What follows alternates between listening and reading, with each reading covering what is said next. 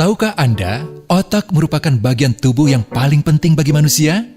Sekarang angkat tangan Anda dan letakkan pada dahi. Tepat di situ, ada bagian otak yang paling istimewa.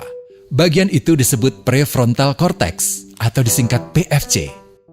Menurut peneliti otak Jordan Grafman, PFC ini hanya ada pada otak manusia, sehingga membedakan kita dengan binatang. Bagian ini diciptakan dan dirancang khusus oleh Tuhan supaya manusia mampu memilih dan memiliki etika.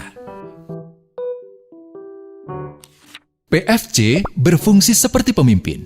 Ia bertanggung jawab untuk berkonsentrasi, memahami benar dan salah, mengendalikan diri, menunda kepuasan, berpikir kritis, dan merencanakan masa depan.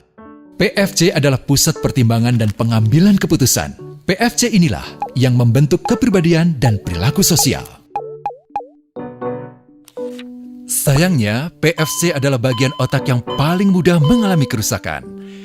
Jika PFC rusak, maka kepribadian orang bisa berubah.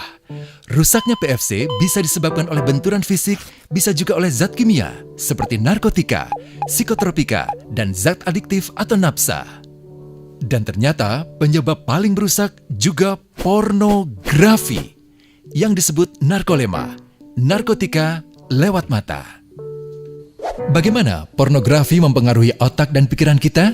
Adi, remaja 12 tahun, melihat gambar di TV yang menjurus ke porno. Awalnya, ia merasa kaget dan jijik. Ini karena sistem limbik di otak Adi menjadi aktif. Sistem limbik mengatur emosi juga keinginan makan, minum, dan berhubungan seksual. Sistem limbik ini kemudian mengaktifkan zat kimia otak bernama dopamin.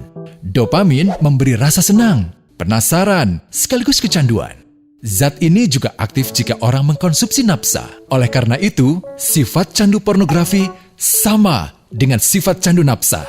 Otak akan mengingat apa yang membuat Adi senang dan bagaimana ia memperolehnya. Jika Adi mendapatkan pembinaan akhlak, etika yang baik, dan patuh pada norma sosial, dorongan melihat pornografi, meskipun menyenangkan, akan ia abaikan. Namun karena hal itu tidak ada pada diri Adi, ketika ia sedang merasa bosan dan ingin mencari kesenangan, otak akan mendorongnya agar melihat pornografi lagi. Namun lama-lama, Adi bosan melihat jenis gambar yang sama dan butuh yang lebih porno untuk memicu rasa senang.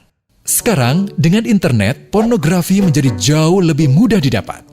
Pertama, Adi membuka internet dan tidak sengaja melihat gambar yang menjurus ke porno.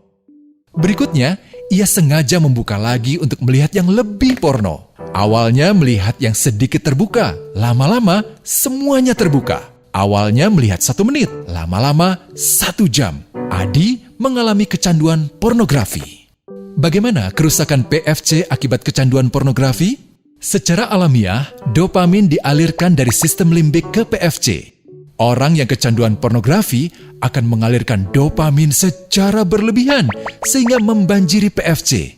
PFC menjadi tidak aktif karena terendam dopamin. Semakin sering PFC tidak aktif, ia akan semakin mengerut dan fungsinya terganggu. Sistem limbik justru akan berkembang semakin besar karena terus mengaktifkan dopamin, sehingga Adi cenderung untuk terus mencari kesenangan tanpa takut atas akibatnya. Jika tidak ditangani segera, Adi berpeluang besar menjadi pelanggan pornografi seumur hidup dan mengalami kerusakan otak di bagian PFC.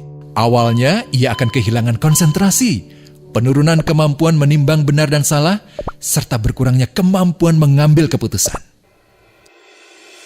Lama-lama, besar kemungkinan ia akan melakukan masturbasi, oral seks, hubungan seksual suka sama suka, dan mudah berganti-ganti pasangan seksual. Pernikahan dianggap tidak penting. Pasangan dianggap hanya sebagai objek seksual semata, cenderung merendahkan derajat dan kehormatan lawan jenis.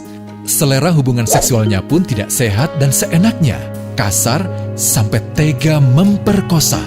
Manusia jadi tidak ada bedanya dengan binatang. Inilah dampak yang terjadi akibat kerusakan PFC.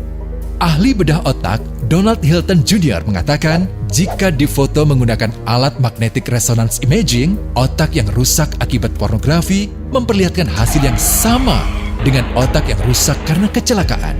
Ia juga mengatakan, Berbeda dengan dampak nafsa yang merusak otak di 3 bagian, pecandu pornografi yang sudah melakukan hubungan seks dengan anak-anak mengalami kerusakan otak di 5 bagian.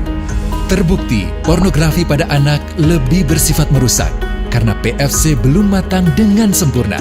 Tapi untungnya, otak anak yang belum sempurna ini masih mudah dibentuk. Pengaruh pornografi bisa lebih mudah dihilangkan asal ada usaha untuk memulihkan dengan sabar, terutama oleh ayah ibu, keluarga, dan orang terdekat. Pelajari bagaimana mencegah dan menangani anak yang terkena pornografi. Mari lindungi generasi kita dari bencana pornografi dan kejahatan seksual.